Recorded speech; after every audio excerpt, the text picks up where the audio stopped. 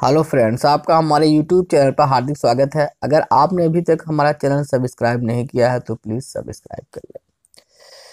आइए आज हम डिस्कस करेंगे वर्णमाला, जो कि परीक्षा की दृष्टि से काफ़ी महत्वपूर्ण है। यहाँ से अक्सर प्रश्न बनते रहते हैं। ऐसा कोई भी एग्जाम होता ही नहीं है यहाँ से प्रश्न न बने। तो मतलब परीक्षा की दृष्टि से वर्णमाला आपका बहुत महत्वपूर्ण टॉपिक है। यहाँ से 2-3 नंबर आपको हमेशा मिलते रहते हैं। आइए आज डिस्कस करते हैं वर्णमाला क्या है। आइए पहला हेडिंग देखते हैं। जैसे वर्ण, भाषा की सबसे छोटी इकाई जिसके टुकड़े न किए जा सके उसे वर्ण या अक्षर कहते हैं। जिसके टुकड़े न किए जा सके उसे क्या कहते हैं? वर्ण या अक्षर।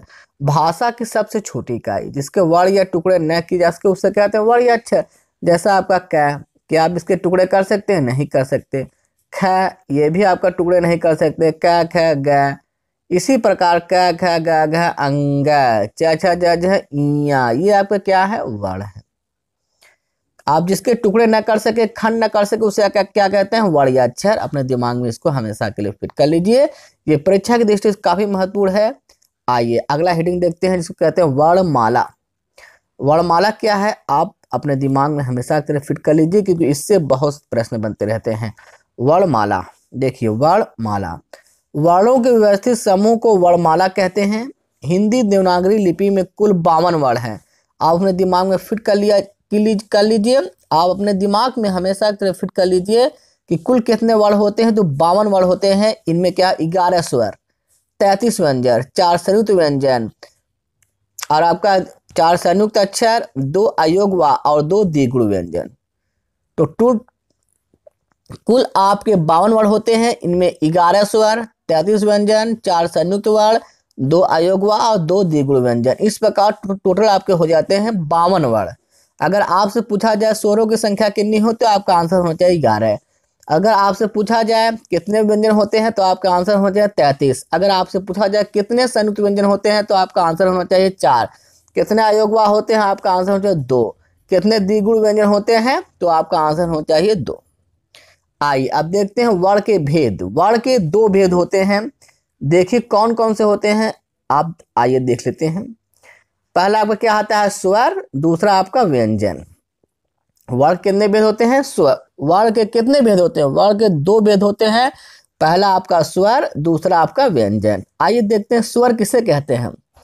स्वर किसे कहते हैं? स्वतंत्र रूप से बोले जाने वाले वर्ण स्वर कहलाते हैं। हिंदी भाषा में कुल 11 स्वर होते हैं। आप अपने दिमाग में हमेशा के लिए फिट कर लीजिए कि स्वर कुल कितने होते हैं। ये आपसे एग्जाम में पूछा जा चुका है और इसके पूछे जाने की संभावना बहुत अधिक है। तो कुल स्वरों की संख्या अगर आपसे पूछा जाए तो आपका आंसर होना चाहिए 11। कौन कौन से होते हैं? अ, आ, छोटा ई, बड़ा ई, उ, री, ए, ओ, औ। तो अगर आपसे पूछा जाए स्वरों कुल संख्या कितनी होती है? 11। स्वर के प्रकार में पहला क्या है? ह्रीस स्वर। इन्हें मूल स्वर भी कहा जाता है। इनकी संख्या कितनी होती है? 4। अ, ई, उ, री। अब दूसरा आपका क्या? दीर्घ स्वर। इन्हें गुरु भी कहा जाता है। इनकी संख्या 7 होती है। और आपका थर्ड क्या है? पलुस स्वर। पलुस स्वर, देखिए पलुस स्वर क्या होता है? पलुस स्वर के उच्चारण में ह्रीस स्वर का 3 गुना समय लगता है। अगर आपसे पूछा जाए किस स्वर के उच्चारण में ह्रीस स्वर का 3 गुना समय लगता है तो आपका आंसर होता है पलुस स्वर। इसका मतलब चिन्ह एस आकार का होता है। इसका प्रयोग अक्सर पुकारने में होता है, जैसे राम, ओम, किस। तो जहां आपको ये एस अक्षर दिखाई दे समझ लीजिए आपका पलुस स्वर है। देखते हैं जीभ के प्रयोग के आधार पर। जीभ के प्रयोग के आधार पर कितने होते हैं? के प्रयोग के आधार पर पहला देखते हैं अग्र स्वर। छोटा ई, बड़ा ई, ए। आपसे पूछा जा सकता है अग्र स्वर इनमें से कौन सा है। तो आप अपने दिमाग में रख लीजिए, हमेशा के लिए फिट कर लीजिए। छोटा ई, बड़ा ई, ए को क्या कहते हैं? अग्र स्वर। मध्य स्वर को क्या कहते हैं? ए। मध्य स्वर को क्या कहते हैं? ए। और बच जाएगा जो पश्च स्वर में आ, छोटा ऊ, बड़ा ऊ, ओ, औ, आ। कैसे में चला जाएगा? पश्च स्वर में। तो आपको देखिए पहले अग्र स्वर में क्या आता है आपका? छोटा ई, बड़ा ई, ए। तो इनकी कुल संख्या 4 हुई। मध्य स्वर में आपका कितनी संख्या? 1। 4 1 5 हुआ। 1 2 3 4 5 6। इसमें पश्च स्वर में कितने हैं? 6। अग्र स्वर में आपका आएगा छोटा ई, बड़ा ई, ए। मध्य स्वर में आपका आएगा ए। पश्च स्वर में आपका आएगा बड़ा आ, छोटा ऊ, बड़ा ऊ, ओ, औ, आ। आइए अब अगला देखते हैं, व्यंजन किसे कहते हैं। व्यंजन जिन ध्वनियों के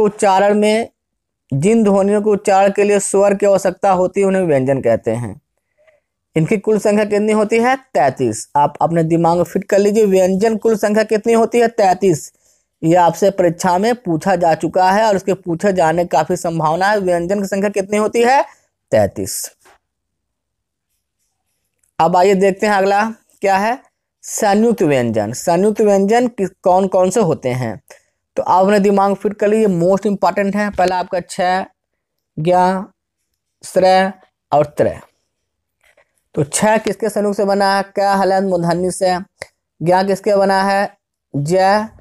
ज हलंत प्लस इया, इसमें हलंत लगा रहेगा। आपको प्रश्न ऐसे दिया क हलंत मूर्धन्य से और दूसरे में आपका हलंत नहीं लगा रहेगा।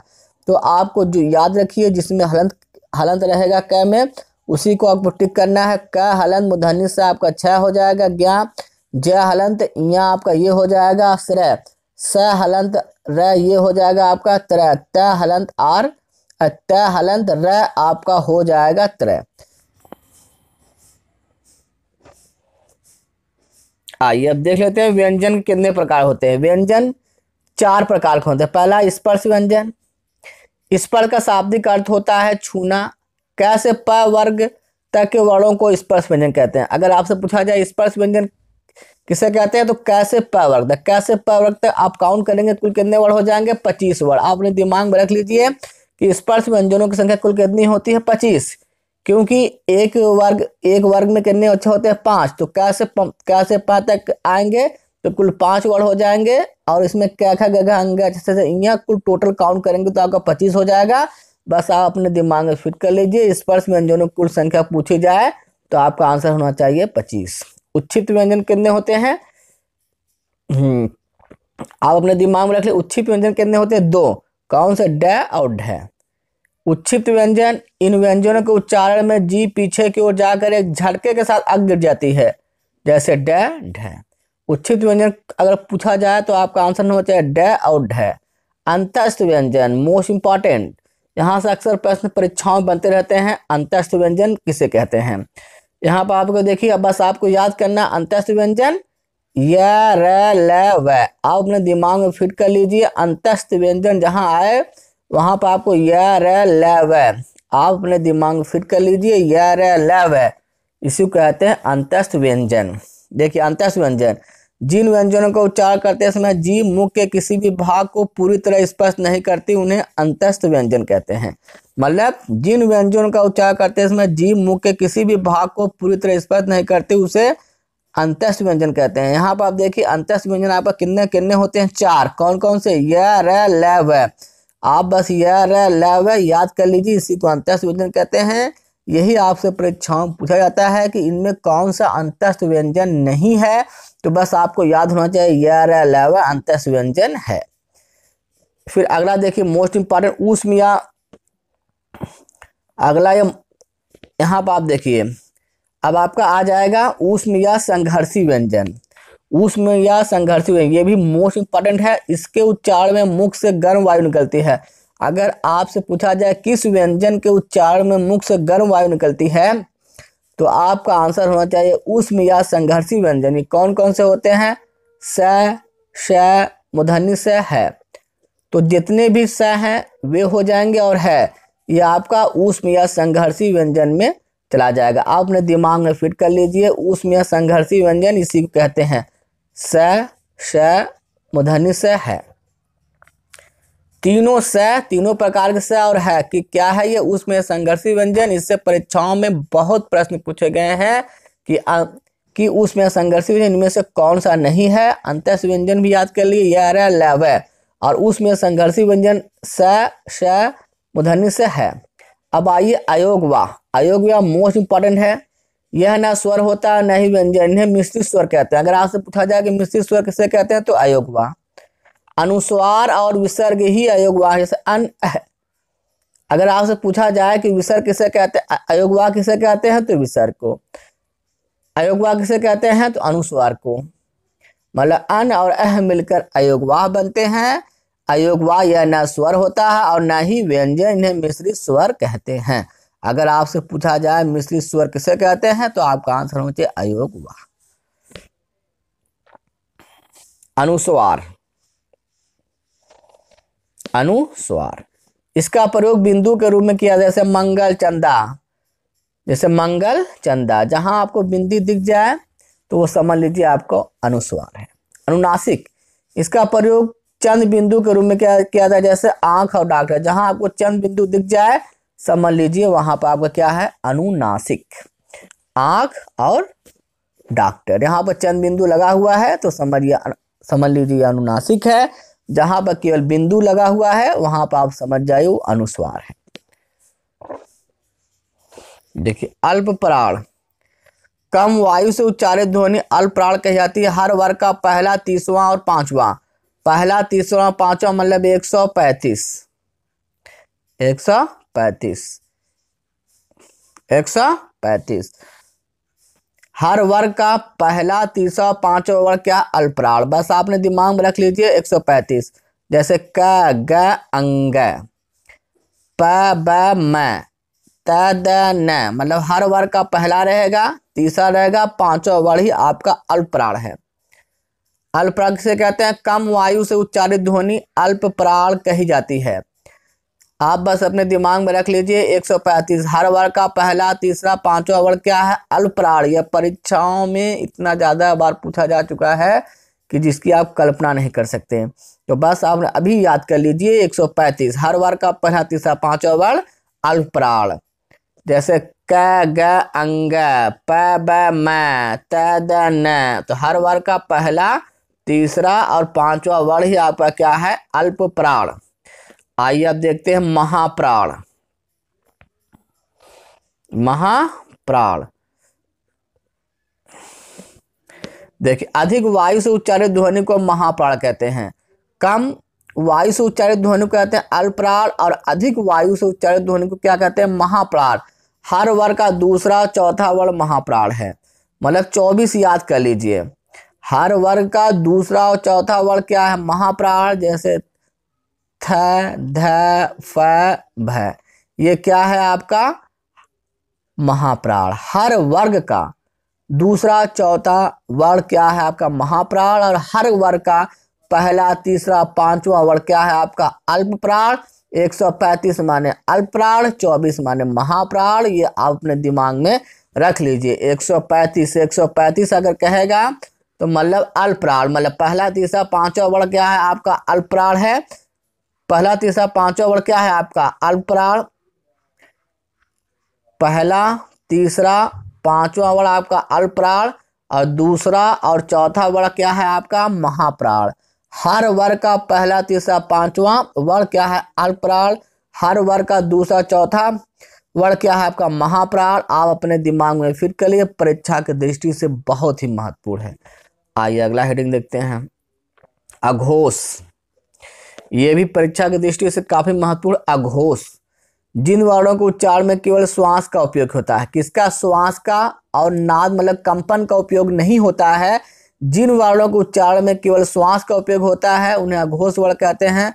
हर वर्ग का पहला, दूसरा वर्ण तथा स, श, मूर्धन्य से अघोष होता है। जैसे क, ख, प, फ, मतलब हर वर्ग का आपका कौन सा वर्ण रहना चाहिए? पहला और दूसरा, मतलब आपका 12 और उसके बाद आपका तीनों से, छोटा सा, बड़ा सा, मूर्धन्य से, ये मिलकर क्या बनाते हैं अघोष। हर वर्ग का पहला, दूसरा और आपके तीनों से है, मतलब छोटा सा, बड़ा सा, मूर्धन्य से ही को ही क्या कहते हैं अघोष।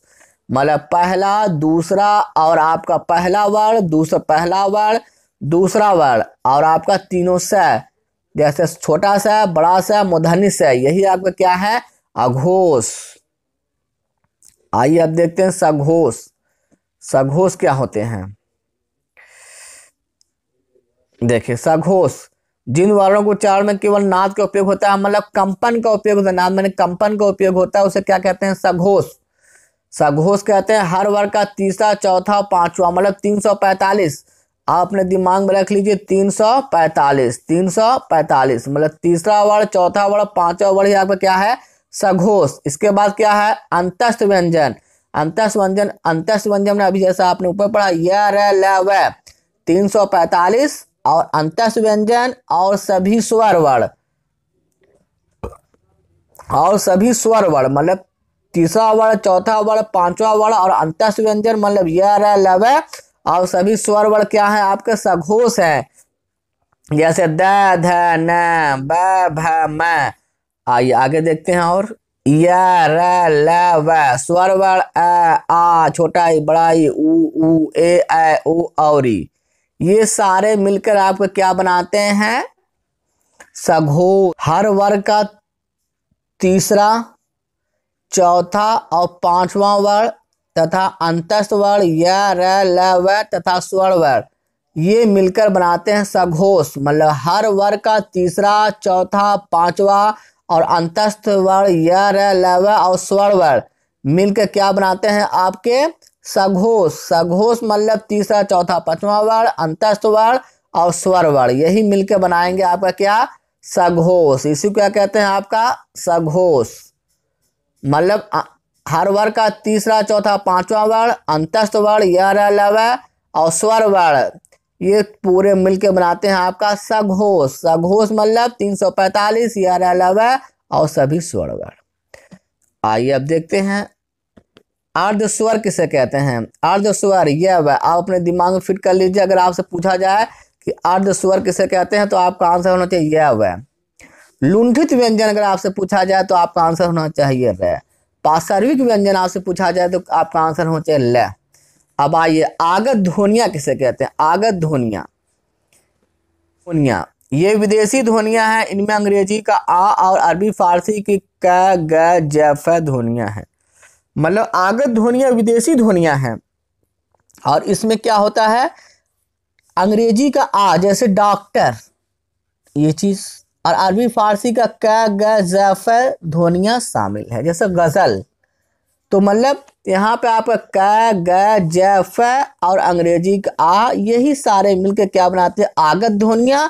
आगत ध्वनियां कैसी होती हैं तो आगत ध्वनियां विदेशी होती हैं, ये आपने दिमाग में रख लीजिए। आइए अब वर्णमाला का सबसे महत्वपूर्ण पार्ट देखते हैं, उच्चारण स्थान। इसकी जितनी भी परीक्षा हुए हैं, खासकर यूपी टेट, ऐसा अभी तक कोई साल नहीं गुजरा जहां से उच्चारण स्थान से कम 2 प्रश्न न आए हों। आइए पहला देखते हैं मूर्धन्य। उच्चारण स्थान पहला आपका क्या है, मूर्धन्य। देखिए मूर्धन्य ट ठ ड ढ ड़ और ये ऋषि वाला रा मूर्धन्य से। तो आप बस याद कर लीजिए रिसेक्ट मतलब ऋषि वाला रा रहेगा आपका और ये मूर्धन्य से रहेगा। और जो ट है ट से ट वर्ग मतलब ट ठ ड ढ ड़। तो अगर मूर्धन्य मतलब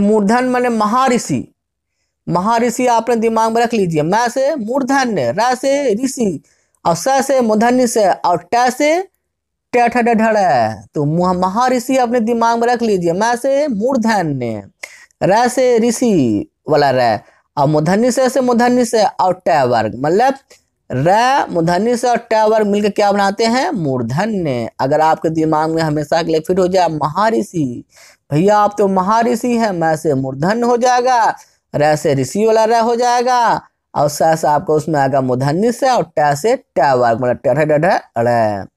आइए अगला उच्चारण स्थान देखते हैं, तालु या तालव। अगला क्या है, तालु या तालव। देखिए आप बस ट्रिक याद कर लीजिए। यस जी चालू हैं भैया, यस जी कैसे चालू हैं। देखिए यस से यह, स से स, जी से यहाँ पर देखिए मात्रा लगी हुई है किसकी, छोटी बड़ी की मात्रा। जहाँ बड़ी ई रहेगा वहाँ छोटी ई भी रहेगा। तो मतलब छोटी ई बड़ी ई दोनों और यहाँ पे यह और श भी आ जाएगा क्योंकि यस जी चालू हैं। च से च वर्ग और चालू से तालू आपके दिमाग में हमेशा के लिए फिट हो जाएगा। यस जी चालू है, यह से यह, स से स और जी में लगा हुआ बड़ी की मात्रा। तो समझ लीजिए जहां बड़ी है वहां छोटी भी होगा। तो छोटी बड़ी यस और च से च वर्ग मतलब चौथा है इया और चालू से आपको याद करना है तालू। तो आपके दिमाग में हमेशा के लिए फिट हो गया।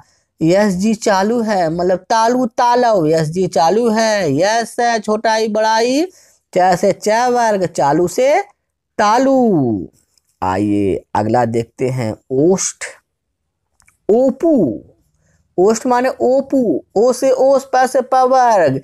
यहाँ पे बड़ा ऊ को मात्रा लगा हुआ है, बड़ा ऊ जहाँ रहेगा तो वहां छोटा ऊ भी रहेगा, बड़ा ऊ भी रहेगा, और प से प वर्ग। ओ से ओष्ठ, प से प वर्ग, छोटा ऊ जहाँ भैया बड़ा ऊ भी वहां रहेगा, तो ओपू याद कर लीजिए, तो ओ से ओष्ठ हो जाएगा, प से प वर्ग, तो मतलब ओष्ठ। ओस का उच्चार स्थान में कौन कौन से वर्ड आएंगे भैया, ओपू, प से प वर्ग, प फ ब भ मैं, और छोटा ऊ बड़ा ऊ, ये आएंगे आपके ओष्ठ वर्ग के उच्चारण में। आइए कंठ, कंठ या कंठ है, आह कैसे क्या है आपका, कंठ या कंठ, आह कबूतर, बस आप दिमाग में आह कबूतर, आ से आपका क्या हो जाएगा आ, जहां आ आएगा वहां पे आ भी आएगा, और है से आपका है तो है ही, कैसे कन, कैसे कबूतर, तो आह कबूतर याद कर लीजिए। आ जहां जहां पर रहेगा आ वहां पे आ तो रहेगा ही, क्योंकि जहां पे छोटा ही है वहां पे बड़ा ही है, जहां पे छोटा हुआ है वहां पे बड़ा ऊ रहेगा, जहां पे आ है तो वहां पे आ तो रहेगा ही, आ उसके बाद है, उसके बाद आपका आ जाएगा क से कबूतर, क से कंठ, मतलब कावर, क ख ग घ अंग, तो कंठ आह कबूतर, बड़ा ए, उसके बाद आपका है कैसे कन, कैसे कबूतर, यही आपका ट्रिक हो जाएगा कंठ। उसके बाद आपका आ जाएगा नासिक का पंचा मच्छर, हर वर्ग का पंचा मच्छर आपका क्या है, नासिक, जैसे क ख ग घ अंग, इया ड़ न म, मतलब हर वर्ग का पंचम अक्षर क्या है आपका, नासिक। नासिक बोले तो हर वर्ग का पंचम अक्षर, जैसे अंग, इया ड़ न म, हर वर्ग का पंचम अक्षर क्या है, नासिका या नासिक, अपने दिमाग में फिट कर लीजिए। आइए अगला देखते हैं, कंठ तालु, कंठ तालु का उच्चारण स्थान क्या है, कंठ तालु में कौन कौन से वर्ड आते हैं, ए, कंठ तालु पूछा है भैया, ए का उच्चारण स्थान क्या है, कंठ प्लस तालु, ओस प्लस कंठ, ओ औ आ, ओस प्लस कंठ में क्या आ जाएंगे, ओ औ आ, और दंत या दंत में त वर्ग और स। देखिए यहाँ पे दंत, यहाँ पे दंत लिखा हुआ है, तो द से आपका दंत हो ही जाएगा, और त से आपका त वर्ग, इसी से आप समझ लीजिए। आप देखिए दंत ये आपका है, तो द से आपका हो जाएगा दंत, और त से त वर्ग, जहां दंत होगा वहां त होगा, क्योंकि दंत में त तो ऑलरेडी ही है, तो दंत में त वर्ग आएगा और ये स आएगा, तो आप अपने दिमाग में फिट कर लीजिए, दंत, दंत बोले तो त वर्ग, क्योंकि दंत में त लगा हुआ है, और ये आपका स, तो मतलब दंत में आपका आएगा त वर्ग और स, और दंत मूल में आपका आ जाएगा ल और र। आइए अब उन क्वेश्चन को देख लेते हैं जो आपके यूपी टेट की परीक्षाओं में आए हुए हैं। पहला आपसे पूछा गया है, उच्चारण स्थान की दृष्टि से कौन सा विकल्प शुद्ध है, उच्चारण स्थान की दृष्टि से कौन सा विकल्प आपका शुद्ध है, यह आपका यूपी टेट 2019 का क्वेश्चन है। मूर्धन्य से तालव, याद करिए यह जी चालू है, क्या मूर्धन्य से उसमें आया, नहीं आया, तो ये गलत है। अब याद करिए दंत, मतलब दंत, दंत में क्या लगा हुआ है, त, तो त वर्ग तो आएगा, उसके साथ ये स भी तो आया था, याद करिए, तो ये आपका विकल्प शुद्ध है, दंत में स आता है, तो यही आपका विकल्प शुद्ध होगा। यह आपका यूपी टेट 2019 का क्वेश्चन था। आइए अगला क्वेश्चन देखते हैं, पलुत स्वर किसे कहते हैं। अभी आपको जैसा ऊपर डिस्कस कर चुके हैं, जहां एस आकार का अक्षर दिखेगा वहां पे क्या होगा, पलुत स्वर, तो आपका ऑप्शन नंबर 2 सही हो जाएगा, ओम, मतलब जहां आपको एस अक्षर ये दिखा वहां पर पलुत स्वर, इनके उच्चारण में हृ स्वर का कितना समय था, 3 गुना, इसको बहुत खींच के पढ़ते, जैसे ओम। आइए अगला क्वेश्चन देखते हैं, यह भी आपके यूपी टेट 2019 का क्वेश्चन था। यूपी टेट 2019 पलुत स्वर कौन सा है, पलुत स्वर आपका क्या है, ओम, आपका ऑप्शन नंबर 2 सही होगा। वहां पे निम्नलिखित में कौन सा ऊष्म व्यंजन है, तो ऊष्म व्यंजन आपका निम्नलिखित में से कौन सा है, ऊष्म व्यंजन आपको याद है, जितने भी स होंगे से क्या होते हैं, ऊष्म या संघर्षी व्यंजन। तो स मतलब छोटा सा, बड़ा सा, मूर्धन्य स, यही मिलके क्या बनाते हैं, ऊष्म या संघर्षी व्यंजन। ऊष्म बोले या संघर्षी बोले, तो इसका मतलब हर प्रकार के जो स होते हैं वही तो आपके ऊष्म या संघर्षी हैं। मतलब छोटा सा, बड़ा सा, मूर्धन्य स, यही आपका क्या है, ऊष्म या संघर्षी व्यंजन है। आइए अगला क्वेश्चन देखते हैं। यह आपके यूपी टेट 2018 का क्वेश्चन था। जिनका उच्चारण ऊपर के दांतों पर जीभ लगने से होता है उन्हें क्या कहते हैं। यह यूपी टेट 2018 का क्वेश्चन है। क्वेश्चन देखते हैं। जिनका उच्चारण ऊपर के दांतों पर जीभ लगने से होता है, तो जहां पर दांत आएगा क्या होगा, वह दंत है। उसे क्या कहेंगे, दंत है। ये आपका यूपी टेट 2018 क्वेश्चन है, तो आपका आंसर दंत है। दांत और जीभ का जहां पे स्पर्श होगा तो वहां पे होगा दंत है।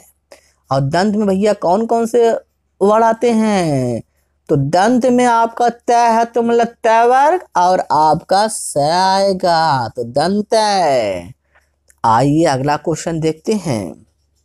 स ध्वनि का उच्चारण स्थान कौन सा है, याद करिए। कुछ याद आया, यस जी, चालू है। चालू माने तालू, तो आपका आंसर हो जाना चाहिए ऑप्शन नंबर 3, यस जी, चालू है। इसका मतलब स आया, तो मतलब यस जी चालू है। तो यस जी चालू से आपको याद है तालू, तो आपका ऑप्शन नंबर 3 सही होगा, यस जी चालू है। आइए अब देखते हैं आपको कौन सा है। अंग का उच्चारण था से पूछा है, तो हर वर्ग का पंचम अक्षर क्या होता है, नासिक। यही आपका आंसर होगा, जो कि ऑप्शन नंबर 1 है, नासिक। हर वर्ग का पंचम अक्षर ही नासिक है, तो अंग का उच्चारण हो जाएगा नासिक। आइए अगला क्वेश्चन देखते हैं। अर्ध स्वर किसे कहते हैं। यह आपके यूपी टेट 2016 का क्वेश्चन है। अर्ध स्वर जैसा अभी आपने ऊपर पढ़ा, अर्ध स्वर किसे कहते हैं, यह वह, जरा याद करिए, याद आया, तो अर्ध स्वर यह वह को ही कहते हैं। यह आपके यूपी टेट 2016 का क्वेश्चन है। आइए अगला क्वेश्चन देखते हैं। घ का उच्चारण स्थान कौन सा है, घ का उच्चारण स्थान याद आया, आह कबूतर, मतलब अ आ और है, कैसे कवर, कैसे कबूतर, कैसे कन, ख ग घ अंग, तो आपका हो जाएगा घ का उच्चारण स्थान कंठ, आह कबूतर।